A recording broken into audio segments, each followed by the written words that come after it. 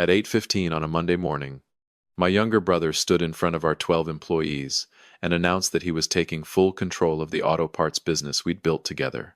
Behind him, the whiteboard had been divided into departments, and my name was listed under shop operations like I was just another manager.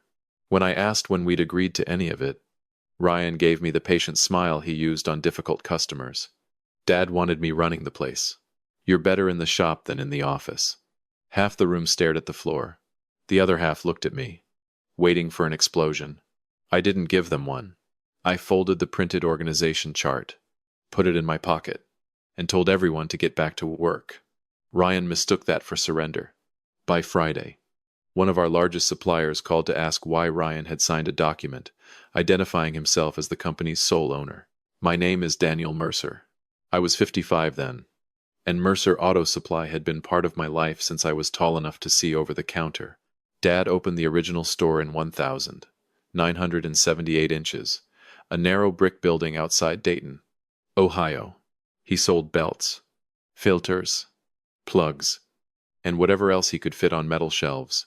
There was one register, one delivery van, and a coffee pot that seemed older than both of us. I was 6 years older than Ryan. I liked engines and inventory. Ryan liked people. By high school, I could identify most alternators by housing shape, while Ryan could convince a customer to buy the better brake pads without making him feel pressured. Neither skill was more important. Dad understood that. When his health began failing, Ryan and I bought the business from him gradually. We expanded into the unit next door, added commercial delivery routes, and started supplying independent garages. The final ownership papers gave us 50% each. Dad insisted on that sentence being clear. Different jobs, he told us, tapping the agreement with one thick finger. Same stake. After he died, I ran purchasing, inventory, warehouse operations, and the commercial counter. Ryan managed sales, payroll coordination, marketing, and most vendor meetings. We both drew the same base salary. Profits were distributed equally when cash flow allowed. For several years, it worked. The trouble didn't arrive as one big event. Ryan started calling himself president because, as he put it, vendors liked knowing who could make a decision. I didn't care about the title as long as important decisions still came to both of us. Then he remodeled his office without asking. He hired his neighbor's son for outside sales, despite the kid knowing nothing about parts. He began holding Friday lunches with our bookkeeper, Elaine, behind a closed door. Whenever I objected, Ryan said I was getting territorial. You hate the office stuff anyway, he told me once. Why are you fighting me on it? I wasn't fighting for the office. I was fighting for the line between divided duties and divided ownership. The Monday meeting erased that line. After everyone left, I closed Ryan's office door behind me. The new brass plate on his desk said owner and president. I had never seen it before. Take my name off that chart, I said. He leaned back. Your name is on it. Under you. Operationally. Yes. Somebody has to lead. I put the folded paper on his desk. We own this company equally. You don't get to announce a takeover because you ordered a nameplate. His expression tightened, but his voice stayed calm. Dad always knew I was the one who could grow this place. He trusted you with the nuts and bolts. That hurt more than I let him see. Dad had been dead 6 years. He couldn't correct either of us. Put things back the way they were, I said. Then we'll discuss responsibilities privately. Ryan shook his head. The staff needs clarity. They got it. I left before anger made the decision for me. In the stockroom, I tried to check a shipment of wheel bearings, but my hands were shaking hard enough that I counted the same carton 3 times. Elaine found me there around lunch. She had worked for Dad before either of us had gray hair. She kept her voice low. I didn't know he was doing that today, she said. Did you make the chart? He did. He asked me for salary figures last week, but he said it was for annual reviews. I asked her to preserve the chart and every email connected to it. I also asked whether our accountant had finished the quarterly statements. Elaine hesitated. Ryan told me to hold them until he reviewed some classifications. That was the first moment I understood that the meeting might be more than ego. I emailed Ryan that afternoon. I kept it short. I disputed his claim of sole authority, reminded him that our operating agreement required joint approval for major financial commitments, and requested access to the current general ledger and all vendor applications signed during the previous year. He answered with one sentence, "Stop turning a management adjustment into a family war." For the next 3 days, I did my job. I didn't countermand him in front of employees or make the staff choose sides. But I copied the company records I was legally entitled to inspect and called Melissa Grant, a business attorney who had updated our operating agreement 2 years earlier. Melissa didn't promise me a dramatic solution. She read the agreement and told me what it did and didn't say. Ryan had broad authority over routine sales and administrative work. He did not have authority to represent himself as sole owner, borrow against the company without my approval, or use company money for personal benefit. "First find out what happened," she said. "Then decide whether this is a governance problem or a fraud problem." On Friday morning, Carl Benson from Northline Distribution called me. Northline supplied nearly a third of our brake and suspension inventory. Carl sounded uncomfortable. "Daniel, I'm reviewing your credit increase. Ryan's application lists him as 100% owner. I thought you two were partners." I sat down on a rolling stool beside the counter. "We are 50-50. There was a pause. Then Carl asked if I had approved a personal guarantee tied to a new $200,000 credit ceiling. I hadn't. Ryan had signed the application as sole owner and guarantor. The guarantee was his, not mine, but he had attached company financial statements and claimed authority he didn't possess. Northline had not funded anything yet. Carl paused the application and asked for corrected ownership documents. I thanked him, sent the papers, and walked into Ryan's office. "Why did you tell Northline you own the whole company?" His eyes flicked toward his computer before returning to me. "It's a vendor form. They want one decision maker. They asked for ownership, not a contact person. I was simplifying it. You applied for $200,000 in credit." He stood up. "Because you keep inventory too lean. We lose sales every week because you're afraid to take a risk." That was a real disagreement between us, and he used it like camouflage. I did prefer conservative inventory. Ryan wanted a second commercial location, but neither disagreement made his statement true. I asked him to withdraw the application and give me copies of all other financing or vendor documents he had signed. He said he would have Elaine assemble them. Elaine came to me after closing instead. She placed a stack of expense reports on the counter. "You need to look at these before he changes any more classifications." Some charges were legitimate lunches with garage owners, hotel rooms for trade shows, fuel for sales calls. Others were harder to explain. 4 nights at a lake resort during the week of Ryan's 20th anniversary, monthly payments to a private golf club, furniture from a design store that had never delivered anything to us, a rental SUV in Florida. During the same week, Ryan's family posted vacation pictures. Each had been labeled client expenses, usually under client development or vendor relations. The total on the pages in front of me was a little over $43,000 across 18 months. "Did you ask him for receipts?" I said. Elaine nodded. "He told me he had verbal approval from you. I had approved none of them." I spent that evening alone in Dad's old office, which we now used for archived catalogs and files. His wooden stool still had a crescent-shaped crack in the seat. I sat on it with the expense reports in my lap and stared at a photograph from our first expansion. Ryan and I were standing beneath the new sign, both grinning, our arms covered in drywall dust. Part of me wanted to call him and demand an explanation. Another part wanted to quietly repay the money from his next distributions and pretend the rest had never happened. That was how family businesses rotted. I realized, not always from one person's greed, sometimes from everyone else's determination to keep dinner comfortable. On Monday, I gave Ryan written notice that I was exercising my right to inspect the books and requesting an independent audit. I proposed 3 accounting firms and asked him to choose one within 48 hours. He read the letter twice. "You're bringing outsiders into Dad's business. They're already our outsiders. They're accountants.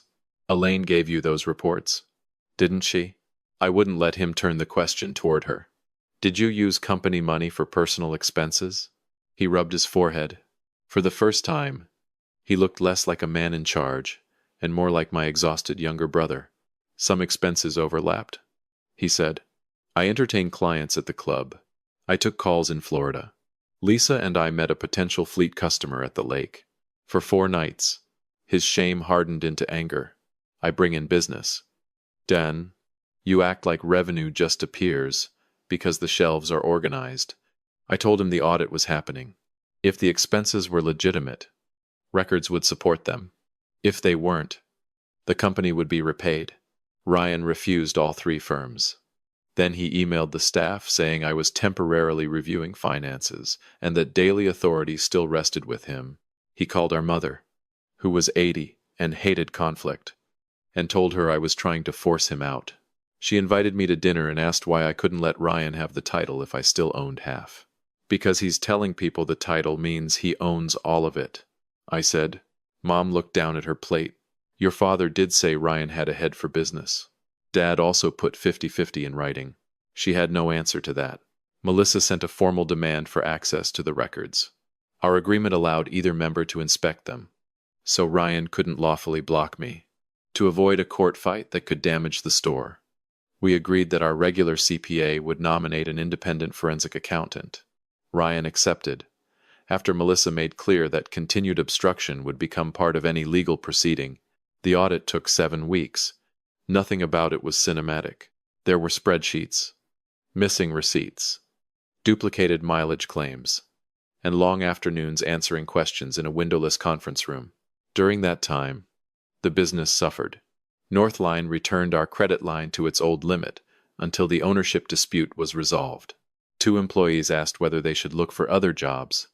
A longtime garage customer told me Ryan had promised him our second location would open by spring, though no lease or budget had been approved.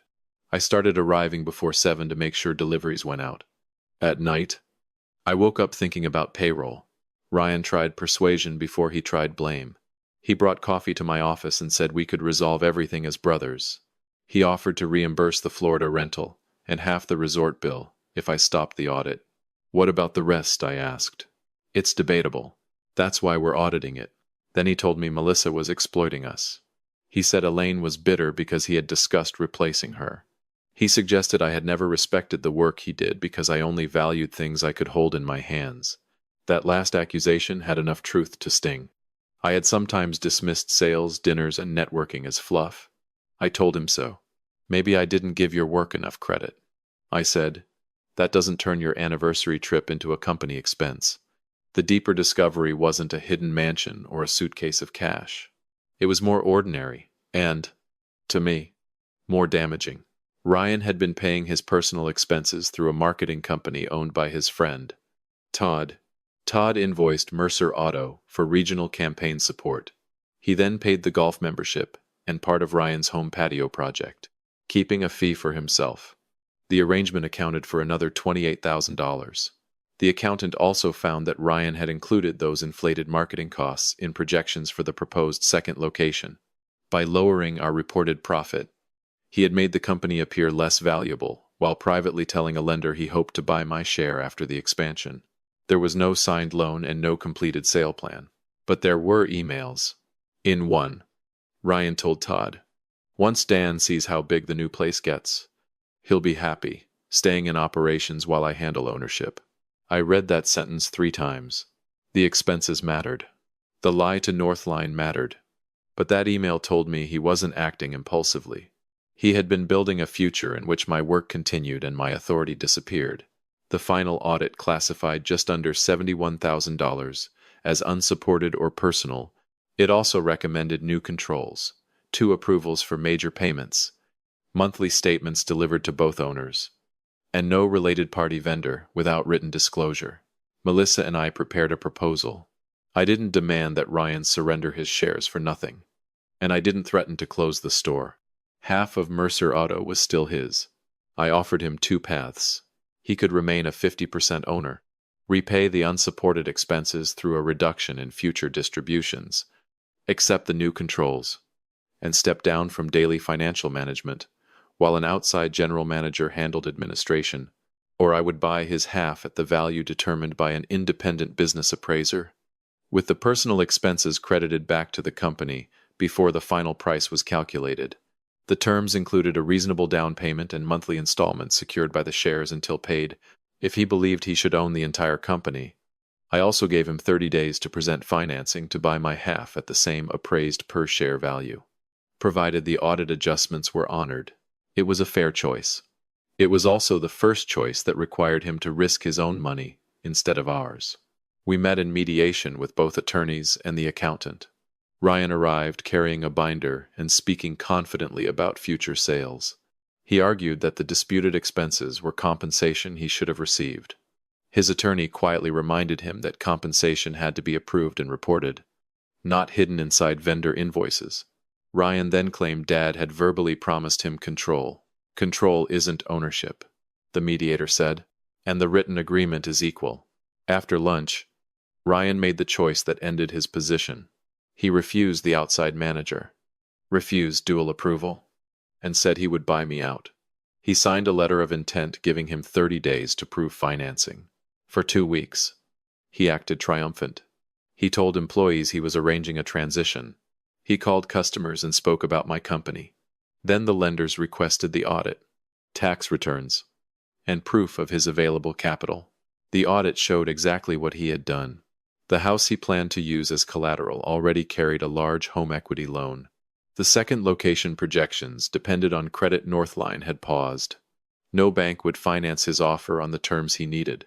3 days before the deadline, Ryan came into the stockroom while I was labeling returns. Extend it 60 days. He said, "Do you have a lender? I have people interested. Do you have a commitment?" He didn't. Then he asked me to certify that the audit findings were a misunderstanding. He said the bank would be more flexible if I signed a letter stating that all expenses had been authorized. I put down the label gun. They weren't. I'm trying to keep Dad's company in the family. It is in the family. His face changed. You always wanted me gone. I thought about denying it. But the conversation was no longer about what either of us had always wanted. I wanted you beside me. I said, you decided that wasn't enough. The financing deadline expired.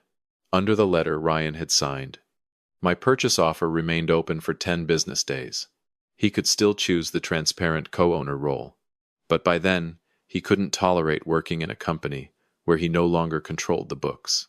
On the 9th day, he signed the sale agreement. The final price wasn't a punishment. The appraiser valued the company based on its actual earnings, inventory, debt, and customer base. Ryan received credit for half the business we had built. His reimbursement obligation for the unsupported expenses and the cost of resolving Todd's invoices were deducted under the settlement.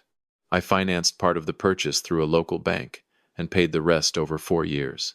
Ryan resigned as president and surrendered signing authority when the first payment cleared. In the staff meeting announcing it, he didn't stay silent or pretend it was mutual. He looked at the same employees he'd addressed months earlier and said, I made decisions I didn't have the right to make. Daniel is purchasing my interest. And Friday will be my last day. That admission didn't repair everything, but it ended the lie. Todd's company repaid a portion of the improper charges to avoid a civil suit, and we wrote off the rest of the dispute in a settlement our attorney reviewed. Elaine stayed. Northline restored our credit after receiving the new ownership papers and controls. We postponed the second location and focused on the store we already had. I promoted our commercial manager, Jasmine Cole, to general manager. She had no family connection to protect and no patience for vague receipts. Every month, she and I reviewed the same financial packet. It felt uncomfortable at first to surrender some daily control, but that was one lesson Ryan had accidentally taught me. A company shouldn't depend on one person's unchecked authority. Even when that person is me. Ryan and I didn't become enemies.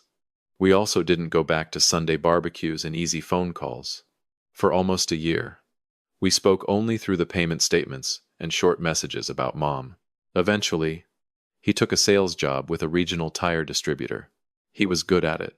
At Mom's birthday dinner, he told me he should have asked for a different compensation plan instead of convincing himself the company owed him whatever he could hide.